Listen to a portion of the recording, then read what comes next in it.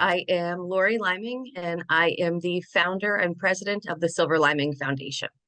So what inspired you to create the Silver Liming Foundation? I'll give you the short version of the story, which is in 2015, I was diagnosed with stage 3C metastatic breast cancer. And I spent the next 2 years battling a pretty intense battle. And while I was sick, the town, strangers, friends, you name it, came by and helped my sons and helped me. Meals were made. My sons had rides to lacrosse, and if they forgot their backpack, a friend would swing by and bring it to them, whatever. I mean, you name it, my sons' needs were met. But they had a Christmas here that was thrown by families. I was pretty sick that Christmas, the first Christmas, and they just did so much for us, and our goal was, if I made it, then we would do something to kind of pay the kindness forward. And while I was sick in the very beginning of it, two of my former students got together. They were Mark and Tony, and they came up with these amazing bracelets. It's hard to see what it says. "We love you, Miss Liming. Look for the silver liming." And that's how I got the name for the foundation. And by October of 2018, I was feeling well enough to start the process. So we started out slowly, just helping one mom that I was told about during my cancer treatment. I joined Livestrong, which is through the YMCA. It's a free program for people who've had cancer and are trying to get their strength back. And I had graduated the program at that point, and the woman who was in charge of it approached me to see if I could help find a Christmas tree for a family who couldn't afford a Christmas tree. And that was our very first gesture, was, granting them this tree. And then it just went from there. Wow. Yeah. How did the support help your fight? To be totally honest, I don't know how we would have made it without the support of everybody. I genuinely don't know. I was absolutely too sick to cook, to really care for the kids. I definitely wasn't well enough to drive a lot of the time. I had a not great diagnosis, prognosis, all of those things. So I don't know what I would have done. It was just, I think we were just blanketed in love, and that allowed, everything to be okay. Knowing that I had one friend who, she called me and she said, and when I say friend, I had taught her son. We're friends now, but I had taught her son, I felt like 1.5 million years ago. And she was fostering a child who was in 7th grade. She called me and she said, my daughter's in 7th grade. I'll take Tommy. You don't have to worry about Tommy. He had a ride to and from school every day. And that was, it was just knowing that there was somebody to call if I needed it. I had friends come by and they just listed their phone numbers on the door in case the boys needed something. It was just, it just made everything manageable. I mean, I've always said it takes a village, even before I was sick. And, to be the person needing the village and knowing that it actually is true, that, we are all here to help each other, was, I don't know, life-changing.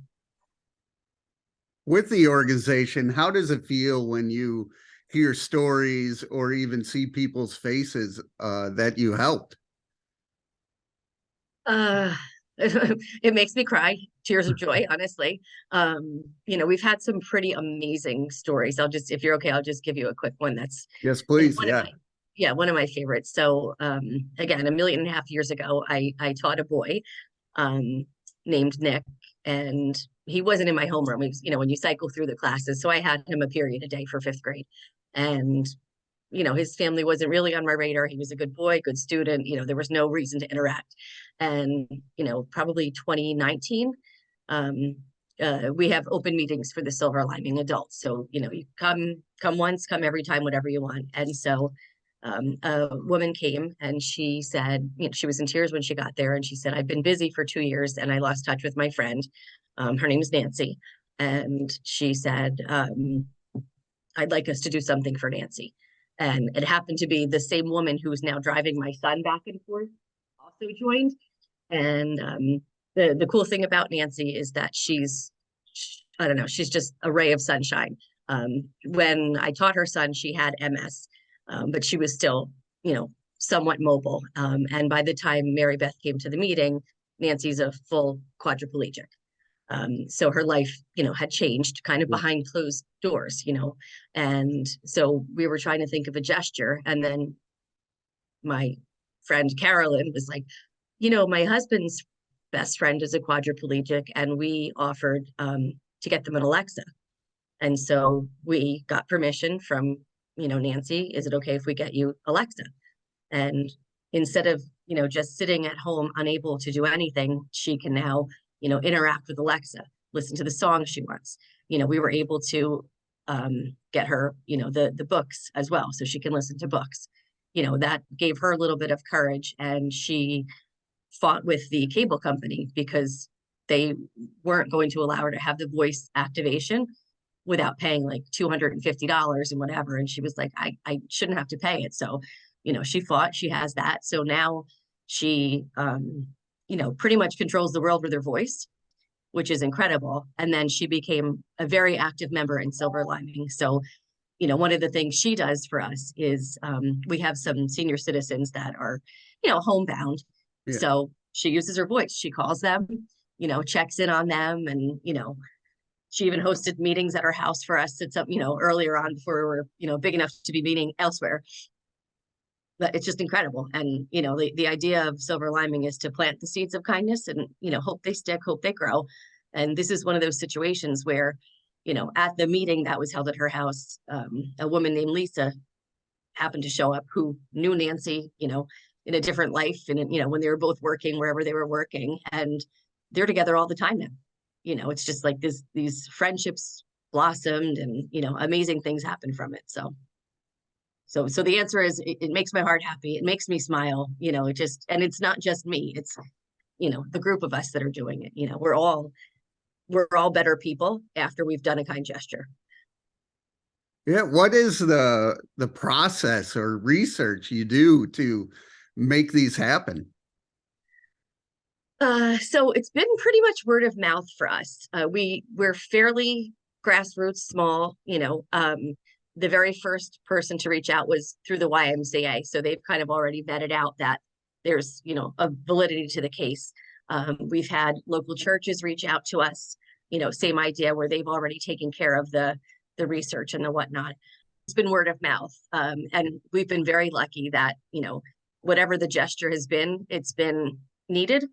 So, the bigger ones, like something with our friend Nancy, it's very easy to see there's a need there. And we do a lot of friend on the mend. So some of it's just through Facebook. You see, whatever, the police chief's daughter just needed meniscus surgery, so we send like a friend on the mend gift to, pretty much any kid we hear of that's had any sort of, health issue. We had a little girl who broke her wrist.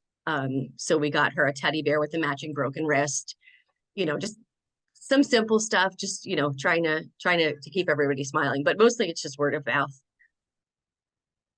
What have you learned from your sons through this whole process? Right. They're the two most incredible humans you'll ever meet.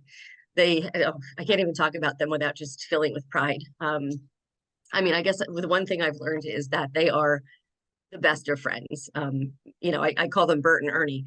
When I was, they were just so cute. We live, I don't know, 2/10 of a mile from a grocery store, and they would get together on their bikes and ride to get the milk, and they kind of very quickly became mature, independent. Whatever they needed to be. They are more of a survivor than I am. Both of them. What they went through was worse than anything anybody should ever have to go through. The fear of losing their mom, and it wasn't pretty. There was times, there was a lot that went wrong physically. I had 12 surgeries. There was a lot of drains, a lot of infections, a lot of trips back to the hospital. I missed my son's birthday, 2 years in a row because of all of it. And, he was in 5th grade at the time. So he's turning 11 and 12, and they just never, they never gave up on me, but also they never, I don't know, I guess they just never stopped loving and working and loving and working. And, they're just, even now, they're so amazing. My older son is at Penn State, and his fraternity did like a little mini silver lining fundraiser, on their breast cancer awareness day. Watching my younger son Matthew, he's so kind and just incredible. And he and his friends will get together and they're making sandwiches for the homeless, and they're just doing all kinds of things. But I guess what I learned from them is that they're brave and they're strong, and I'm so glad I get to live my life to raise them. And what motivates you? My sons. That's it. Them. I mean, they're the reason that I'm still here. I mean, I don't have an ego when I say like I'm kind of a miracle. Like I was sick and sick and sick, and even to this day, like there are long-term side effects that I have. I definitely have issues walking. I have a lot of pain, whatever. And I definitely smile through it because of them. If I didn't have them, I don't even know if I would have finished the journey. I think it would have been too hard. I wanted to quit the journey twice with them. But they're just everything. The fact that, it's not just them, but it's like they're learning from me as well. Like we were handed a really poopy plot twist.